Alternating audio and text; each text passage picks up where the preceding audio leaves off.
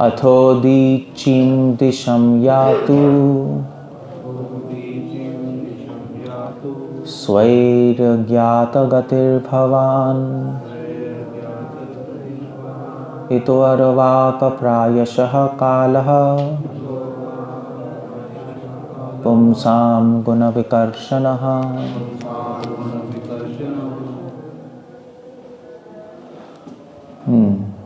अतएव कृपया आप अपने कुटुंबियों को बताए बिना तुरंत उत्तर दिशा की ओर प्रस्थान कर दीजिए, क्योंकि शीघ्र ही ऐसी समस्या आने वाली है, ऐसा समय आने वाला है जिसमें मनुष्य के सद्गुणों का ह्रास होगा।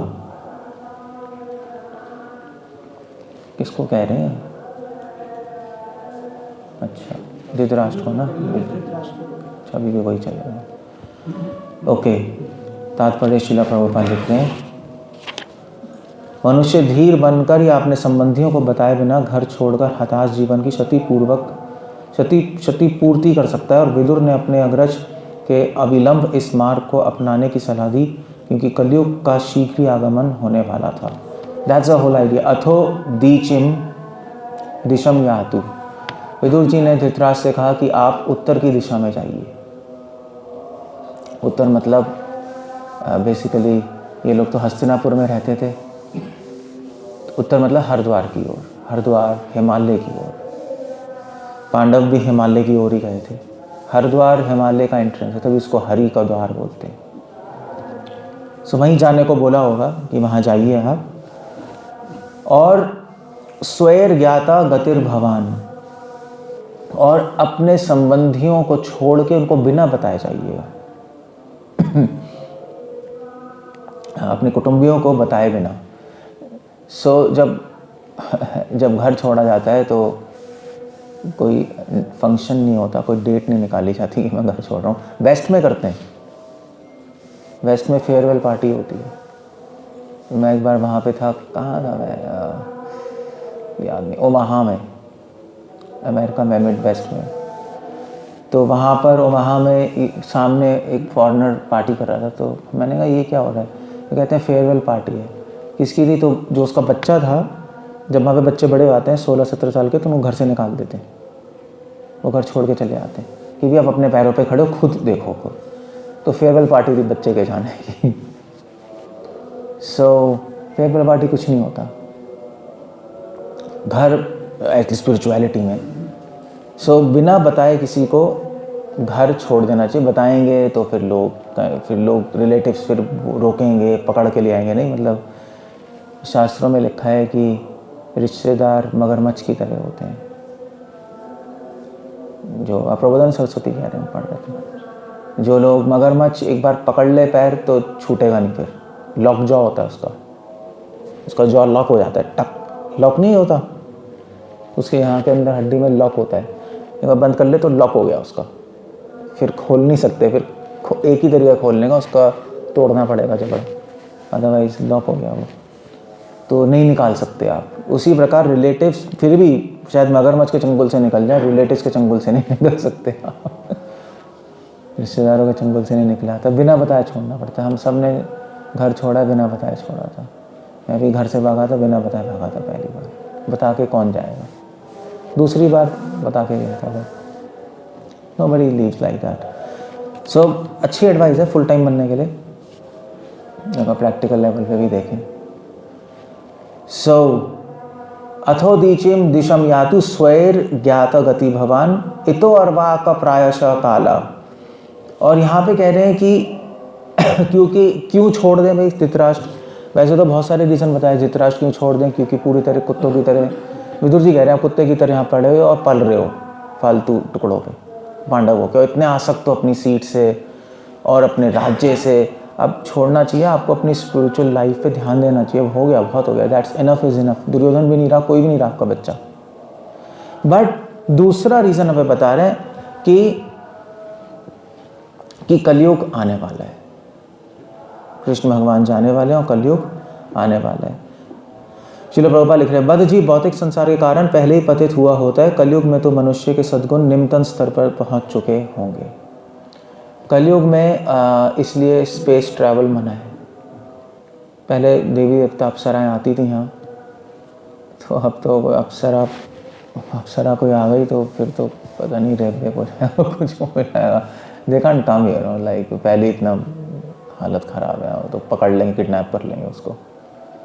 सो मगर पहले अप्सराएँ आती थी, देवता आते थे, नारद मुनि आते थे, हमें पता है। बट अब मना है क्योंकि पाप भी इतने हैं कि अगर देवता लोग भी आ जाए तो शायद इंटरनेट यूज़ करने लगेंगे, कुछ प्रॉब्लम हो जाएगी। वो भी नहीं बच सकते इंटरनेट से, अप्सराएँ लगी होंगी इंटरनेट में। क्या है, इट्स अ हॉरिबल सिचुएशन। कली का बहुत प्रभाव है। उन्हें सलाह दी, एक्चुअली कलयुग में चक्कर क्या है, बाकी युगों में क्या होता है कि सद्गुण लोग गलत चीज़ों में पढ़ते हैं, लोगों को पता होता है गलत चीज़ में है, सही में नहीं है। बट कलयुग में गलत को सही माना जाता है, सही को गलत माना जाता है। इसको कली युग कहते हैं, कली, कला का युग। कला तभी होगी जब सही को गलत मानेंगे, गलत को सही मानेंगे नहीं। लड़ाई जो तभी होगी ना, वो कहेगा सही है, वो कहेगा गलत है, वो सही को गलत मानेगा, वो गलत को सही मानेगा, तभी लड़ाई होगी, और क्या होगा। इसलिए ये प्रॉब्लमैटिक सिचुएशन है। उन्हें सलाह दी गई कलयुग के आगमन के पूर्व ही पे अपना घर छोड़ दें, क्योंकि विदुर ने जीवन के कई समय सत्य के विषय में अपने बहुमूल्य उपदेशों द्वारा जो वातावरण उत्पन्न किया था, वह कलयुग के तेजी से निकट आने के कारण तो लुप्त हो जाएगा। विदुर जी 2 चीज़ें बता रहे हैं। एक्चुअली कलयुग आने वाला है, भगवान कृष्ण ने भी उद्धव को बोला था कलयुग आने वाला है। तभी भगवान ने कहा देखो द्वारका समुद्र में जाने वाली है और कलयुग आने वाला है, तो मैं भी डिपार्ट करूँगा, तुम इमीडिएटली बद्री का आश्रम चले जाओ, बद्री आश्रम क्या कह रहा हूँ, बद्रीनाथ चले जाओ, बद्रीनाथ चले जाओ तुम। वहाँ पे रहना। व्यासदेव भी बद्रीनाथ में रहते हैं, नीचे नहीं आते सिटीज़ में, वहीं हैं वो भी बद्रीनाथ में भी। और ये वाला बद्रीनाथ नहीं, एक और बद्रीनाथ है, ओरिजिनल बद्रीनाथ, वहाँ रहते हैं जो हमें दिखाई नहीं देगा, जिसको ह्यूमन का एक्सेस नहीं है, वहाँ पे उद्धव जी रहते हैं। कलयुग कब शुरू होगा? कलयुग शुरू होता है जिस डेट को भगवान ने इस संसार को लीव किया, उसी दिन कलयुग शुरू हो गया। एग्जैक्टली श्रीमद् भागवतम में आता है, वो डेट भी है, उसका डेट भी है किस दिन डेट को लीव किया है। ज्योतिष शास्त्र में आपके होगी किस डेट में लीव किया है। मैंने रिसर्च की थी, इसमें मैं भूल गया। सामान्य व्यक्ति के लिए नरोत्तम बनना अर्थात भगवान श्री कृष्ण में पूर्णतः निर्भर रहने वाला उत्तम कोटि का मनुष्य बनना संभव नहीं है। कलयुग में बहुत मुश्किल है डिवोटी बनना, नरोत्तम बनना। नरों में उत्तम कौन है? डिवोटी है। और वो दूसरा क्या है? मायाप्त ज्ञान असुरम भवम आश्रित, वो क्या है? नराधम। एक नरोत्तम है, एक नराधम है। कलयुग में सब नराधम है, मगर भगवान चाहते हैं हम नराधम से नरोत्तम बने। और नरोत्तम कौन है? वैष्णव और डिवोटी। क्यों है? क्योंकि नराधम में सारे दुर्गुण होंगे कलयुग के, और नरोत्तम में सारे सद्गुण होंगे भक्ति के। इसलिए तो विदुर जी ने कहा धृतराष्ट्र से, विदुर जी को पता था भगवान छोड़ने वाले हैं ये, और शायद छोड़ तो नहीं दिया, तब तो नहीं आया यहाँ पर, धाम यात्रा करके आए एनीवे। छोड़ने वाले हैं एक्चुअली, यहाँ पे कह रहे हैं, तो आप जल्दी निकलिए यहाँ से, क्योंकि और इवन जो पांडव हैं वो भी छोड़ के चले गए। फिर भगवान के जाने के बाद वो भी छोड़ के चले गए, हिमालय निकल गए। उन्होंने कहा कि अब यहाँ पे नहीं रहना। मगर कलयुग में नरोत्तम बनना मुश्किल है, डिवोटी बनना मुश्किल है। कोई डिवोटी बन जाए तो बहुत बड़ी बात हो गई, बहुत ही एक बड़ा अचीवमेंट है कोई डिवोटी बन जाए तो इस कलयुग में। अगर कनिष्ठ अधिकारी भी बन जाओ तब भी कलयुग में कनिष्ठ अधिकारी भी उत्तम अधिकारी है, ये समझ लो, क्योंकि यहाँ तो कनिष्ठ बनना भी असंभव है। इतनी कन्फ्यूजन्स है, इतने सारे लोगों की इतनी सारी ओपिनियंस हैं, एक ओपिनियन में आना ऑलमोस्ट इम्पॉसिबल है जब तक आपका कोई सौभाग्य ना हो। आई थिंक हर इंस्टीट्यूशन वाले यही बोलते होंगे कि इस इंस्टीट्यूशन में आना संभव नहीं है क्योंकि जब तक सौभाग्य ना हो। बट एनीवे, भगवान बोल रहे हैं गीता में, भगवान की बात कर रहे हैं। पूर्णतया 7.28 में कहा गया कि जो व्यक्ति पाप कर्मों के दूषणों से पूर्णतया रहित होता है वही भगवान श्री कृष्ण पर आश्रित रहता है। ये शांत अंतकथा पापम ये जना पुण्य कर्म नाम ते शांति द्वंद्व विनिर्मुक्ता भजन्ते माम तुजागतः। कलयुग के पापों से जितना दूर रहेंगे उतना ही हम दृढ़ रूप से भगवान की भक्ति कर पाएंगे। और वो दूर कैसे रहे? भक्तों के संग से। भक्त कौन है? विदुर जी। विदुर जी ने कहा मैं अपना संग दूंगा धृतराष्ट्र को तो वो निकल पाएंगे इन चीज़ों से। धृतराष्ट्र को विदुर ने सलाह दी कि यदि वे सन्यासी या नरोत्तम नहीं बन सकते तो प्रारंभ में कम से कम धीर तो बन ले। स्पिरिचुअल लाइफ की शुरुआत होती है धीर से, धीर सत्र न मोह्यति, और एंड होता है और फिर होता है योगारूढ़, एडवांस्ड होता है धीरे धीरे, फिर योगारूढ़ जिसको नरोत्तम कहते हैं। तो कहने चलो अब नरोत्तम नहीं सकते, एटलीस्ट धीर तो बन जाओ, एटलीस्ट अपनी सेंसेस कंट्रोल तो कर लो, थोड़ा टॉलरेट तो कर लो चीज़ें भगवान की भक्ति के लिए। लाइफ की इनकन्वीनियंसेस करनी है तो कर लो। धृतराष्ट्र को विदुर ने सलाह दी धीर अवस्था से नरोत्तम अवस्था प्राप्त करने के लिए मनुष्य को आत्म साक्षात्कार की दिशा में निरंतर प्रयास करना पड़ता है। धीर अवस्था योग पद्धति के दीर्घकालीन अभ्यास से प्राप्त होती है, दीर्घकालीन अभ्यास से प्राप्त होती है। किंतु विदुर की कृपा से धीर अवस्था के साधनों के ग्रहण करने की इच्छा करने से ही वह यह अवस्था प्राप्त की जा सकती है जो संन्यास की प्रारंभिक अवस्था है। या तो आप धीर बनने के लिए बहुत टाइम तक मेडिटेशन करो और स्क्रिप्चर्स पढ़ो, या फास्ट तरीका है डिवोटी एसोसिएशन ले लो।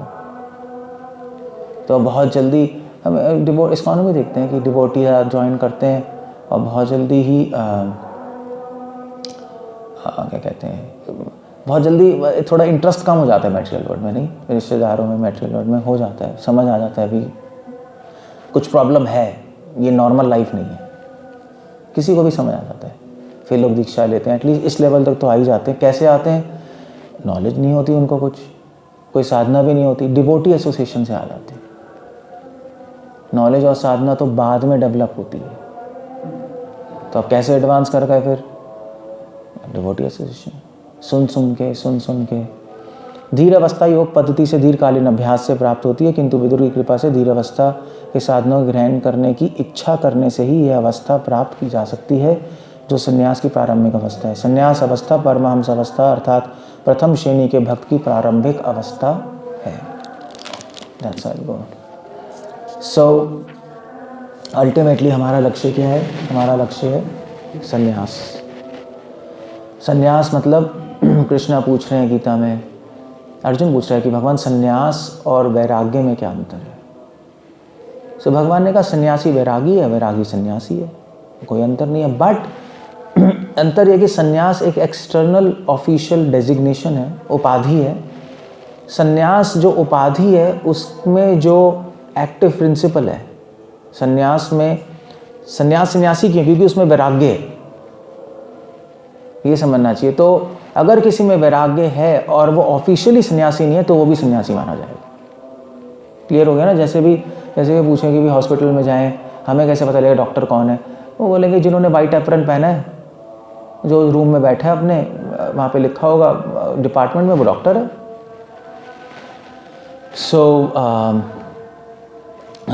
तो मगर आप हॉस्पिटल जाओगे तो कहीं तो मोस्टली प्राइवेट हॉस्पिटल में लोग एप्रन वाइट को कैट कोट पहनते नहीं है, सीधा पैंट शर्ट में होता है, देखा है ना?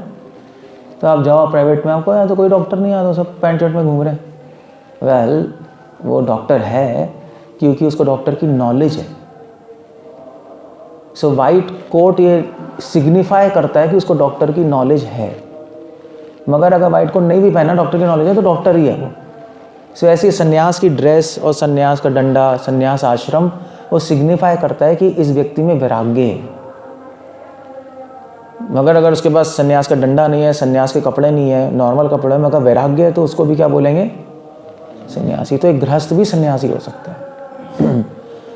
कपड़े नहीं है, डंडा नहीं है, कुछ नहीं है, बट वो सन्यासी है अगर उसके हृदय में वैराग्य है। That's the whole point.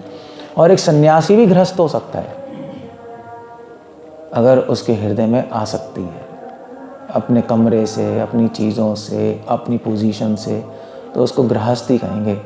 गृहस्थ, गृहस्थ मतलब क्या हुआ? जो ग्रह, जिसके ग्रह अस्त है, पता नहीं, वो गृहस्थ है। मे बी somehow सो वो भी गॉन केस है, गॉन केस हो गया दैट्स ऑल। सो हार्ट की सिचुएशन से पता लगता है कौन सन्यासी है कौन गृहस्थ है, हार्ट की सिचुएशन से। वैसे एक क्वेश्चन का आंसर करो, माया को परमात्मा कहते हैं नहीं कहते हैं? हैं? क्या कहते हैं? पूछ रहा हूँ। है? माया को परमात्मा नहीं कहते, नहीं। परमात्मा किसको कहते हैं? केवल भगवान को, है नहीं? भगवान को ही परमात्मा कहा जाता है। क्यों? उसका कारण है। परमात्मा इसलिए कहा जाता है, बहुत कारण है, बट एक कारण ये कि परमात्मा इसलिए कहा जाता है क्योंकि केवल भगवान ही हमारे हृदय की इच्छाओं को समझ सकते हैं और कोई नहीं समझ सकता, और ना जान सकता है।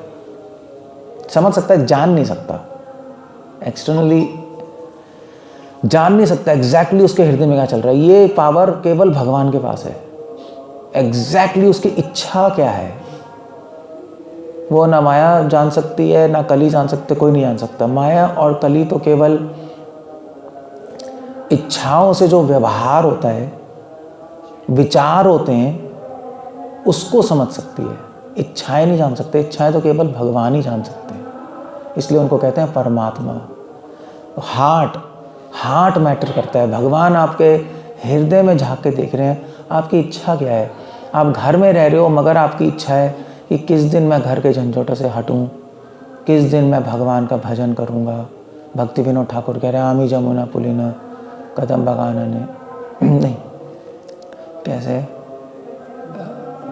मैं जमुना के तट पे लौटूंगा। हाँ, कबे गौर बने सुरधुनि तटे, हा राधे हा कृष्ण बोले। भक्ति विनोद ठाकुर घर में रह रहे हैं मगर उनकी इच्छा है कि कब मैं सबको छोड़ छाड़ के गंगा जी के तट पे बैठ के मैं भजन करूँगा, सारी रिस्पॉन्सिबिलिटी से मुक्त होकर, सारे बच्चों और घर बार की स्मरण छोड़ के, ज़ीरो करके, सब भूल के कब मैं करूँगा। अगर ऐसी इच्छा है तो गृहस्थ में रह के भी सन्यासी हो। That's all. सो दैट्स, और भगवान जानते हैं एग्जैक्टली आपके हार्ट में, देख लेंगे ये क्या इच्छा कर रहे हैं। आप उनसे तो छुपा नहीं सकते। He is a Lord of hearts. So heart की सिचुएशन ही सब कुछ है। वही विदुर जी कह रहे हैं धृतराष्ट्र प्रभुपाद के वही कह रहे हैं कि अगर इच्छा करने, प्रभुपाद ये कह रहे हैं कि इच्छा करने से, धीर अवस्था के साधनों के ग्रहण करने की इच्छा करने से भी अवस्था प्राप्त हो सकती है। अगर आप धीर बनना चाहते हो, इच्छा है अंदर, तो भगवान हेल्प करेंगे। भगवान देख लेंगे एग्जैक्टली क्या, भगवान से क्या छुपाओगे। आपकी इच्छा करने से पहले भगवान समझ जाएंगे आप क्या इच्छा कर रहे हो। शायद आपको भी समझ नहीं है आपकी क्या इच्छा है, भगवान को पता है, क्योंकि वो आपके हृदय के अंदर ही रहते हैं, बाहर नहीं रहते, इसलिए उनको परम आत्मा कहते हैं। So that's the whole point there. अपनी लाइफ परफेक्ट करें, विदुर जी की बातें माने हम। भागवतम कह रही है कि कलयुग, विदुर जी कह रहे हैं कलयुग शुरू हो गया है, अब मेरे जितने भी उपदेश हैं उनका इफेक्ट कम हो जाएगा, लोग समझेंगे नहीं, बहुत मुश्किल होगा लोगों को कन्विंस करना, प्रीचिंग करना। आप अब जल्दी से निकलिए और लाइफ परफेक्ट कीजिए, एटलीस्ट कुछ करिए और नेक्स्ट लाइफ के लिए प्रिपेयर कीजिए अपने आप। हरे कृष्ण। श्रील प्रभुपाद की